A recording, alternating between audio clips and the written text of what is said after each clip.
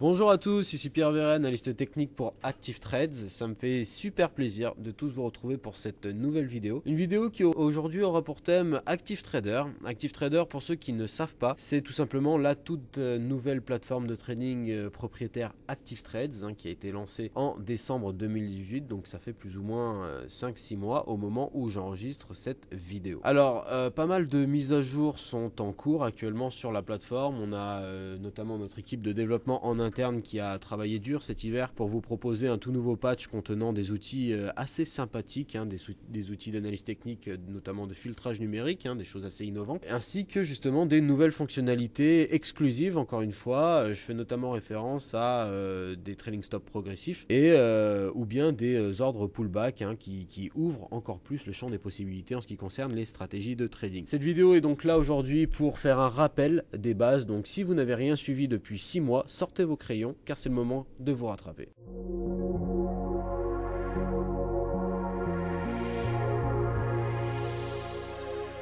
Alors tout d'abord, rien de compliqué, la plateforme comme l'ancienne plateforme Active Trader, le tout premier projet Active Trader, ainsi qu'à l'instar des plateformes MetaTrader 4 et 5, cette nouvelle version d'Active Trader est composée de plusieurs cadres que je vais vous présenter ici. Tout d'abord, le tout premier cadre est le cadre graphique, celui que vous pouvez voir actuellement à l'écran. Il vous permet tout simplement d'apprécier l'évolution des prix d'un actif, d'un marché financier en particulier. Nous sommes en l'occurrence ici sur le contrat DAX, un contrat futur puisqu'il a une échéance à juin 2019. Vous pourrez bien évidemment personnaliser certains paramètres de ce cadre, tels que par exemple le mode de représentation des prix. Nous sommes actuellement ici sur un mode de représentation des prix en chandelier japonais. Vous pourrez en changer en passant par cette icône située sur la bordure supérieure droite de votre cadre. Comme vous pouvez le voir, une pléiade de représentation des prix est disponible, comme le Heikin Ashi, le Renko, le Line Break, le Kagi, mais également des choses un petit peu plus exotiques, comme par exemple les Candle Volumes, les Equivolumes ou encore les Point and Figure. Outre ces modes de représentation des prix, vous pourrez bien évidemment ajouter des outils un petit peu plus classiques, tels que les outils de dessin. Les outils de dessin sont accessibles via la dernière icône que vous avez sur le bandeau d'icônes juste en haut du cadre graphique. Voilà, vous aurez juste à cliquer sur la petite flèche pour dérouler un petit peu les différentes familles d'outils de dessin disponibles. Nous aurons d'abord les marqueurs graphiques avec les ronds, les carrés, les flèches et puis les notes,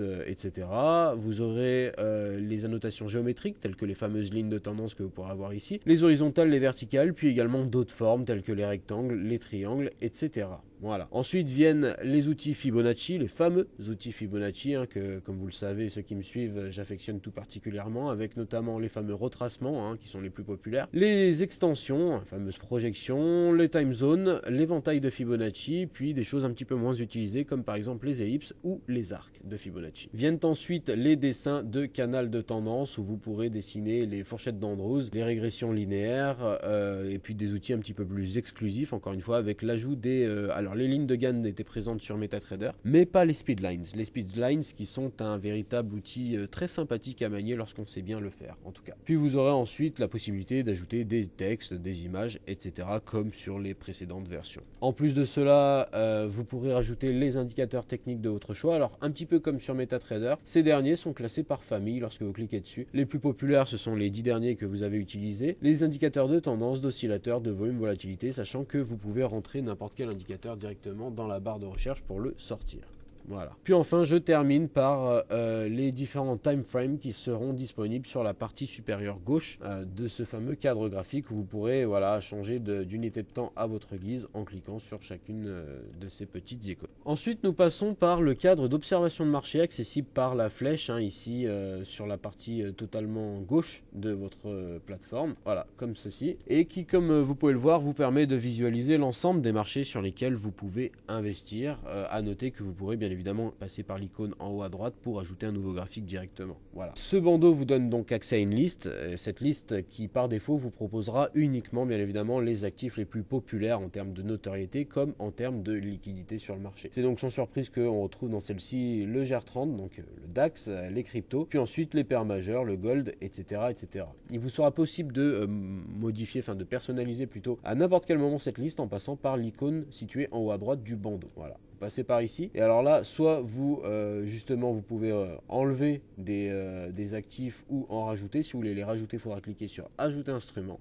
Voilà. Puis là, soit tapez le nom de l'actif que vous voulez, soit directement, j'allais dire, passer par les familles de classes d'actifs que vous pouvez voir ici directement. Voilà, vous pouvez les dérouler et sélectionner l'actif que vous voulez rajouter directement. Il vous sera également possible de à la fois modifier la place des actifs dans le bandeau en faisant des glisser-déposer comme ceci, comme il vous sera aussi possible d'ouvrir un graphique de manière rapide en faisant un glisser-déposer sur le graphique. Nous allons maintenant passer au cadre terminal qui a été repensé et simplifié par rapport à ce qui peut se trouver sur MetaTrader, pardon. Le premier onglet, donc comme vous pouvez le voir, vous avez 3 onglets ici, position, ordre et historique. Le premier onglet position vous donne la possibilité d'observer ce qui se passe en temps réel sur votre portefeuille. Je veux bien sûr faire référence aux positions ouvertes. Comme vous pouvez le voir actuellement, j'en ai une qui est ouverte. Il s'agit donc d'un contrat d'achat de 0,20 lot sur le DAX 30, une option d'ailleurs, au prix de 661,55.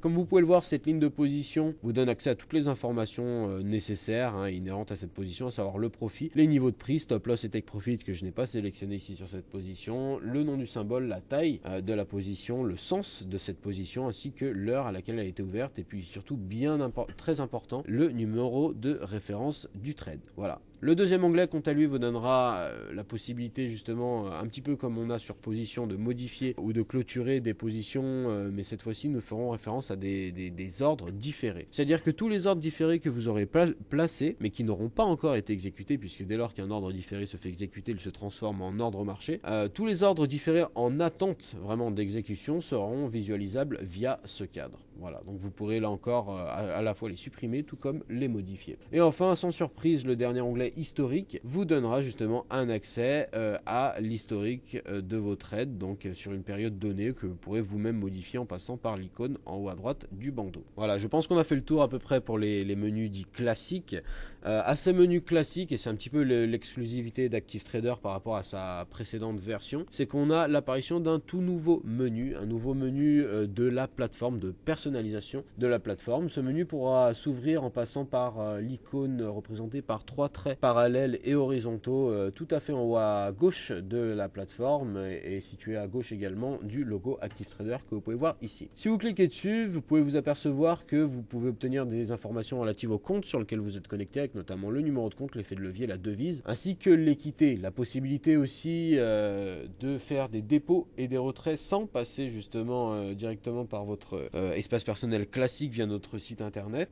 Et enfin, vous aurez aussi la possibilité de paramétrer absolument pas tout, mais j'allais dire un certain nombre de choses sur la plateforme ActiveTrader, tout comme l'activation des confirmations d'ordre, l'activation des stop suiveurs progressifs. Je ferai une vidéo prochainement sur ce type de fonctionnalité très intéressante à mon goût. Puis enfin, sélectionner l'apparence, les différents thèmes. Alors pour l'instant, nous proposons blanc et foncé uniquement, mais il est prévu qu'on en introduise de nouveau par la suite. Comme je l'ai dit en début de vidéo, ActiveTrader est une plateforme qui évolue pour épouser de manière continuelle les besoins évolutifs de nos clients. Vous pourrez modifier également la disposition des différents cadres que j'ai présentés précédemment, ainsi que la taille de la police sur la plateforme, de manière à rendre les choses un peu plus visibles pour ceux qui ont du mal avec les petites écritures. Il vous sera également possible à travers ce menu de prendre contact avec nous en passant soit par justement le chat en ligne, soit en effectuant une demande de rappel via cette icône là. Vous pourrez également obtenir plus d'informations via cet encart là et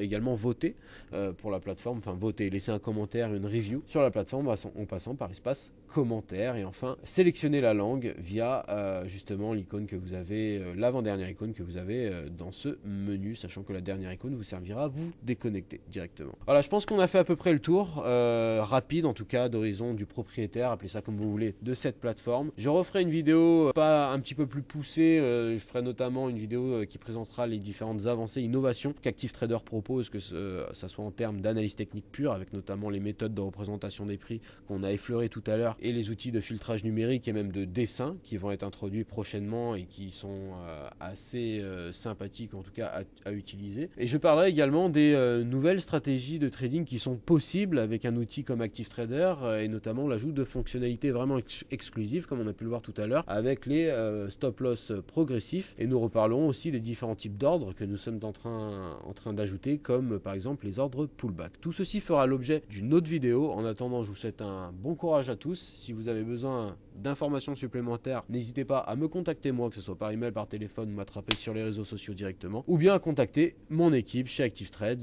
Nous serons toujours là pour vous aider. Bon courage à tous et bon trading.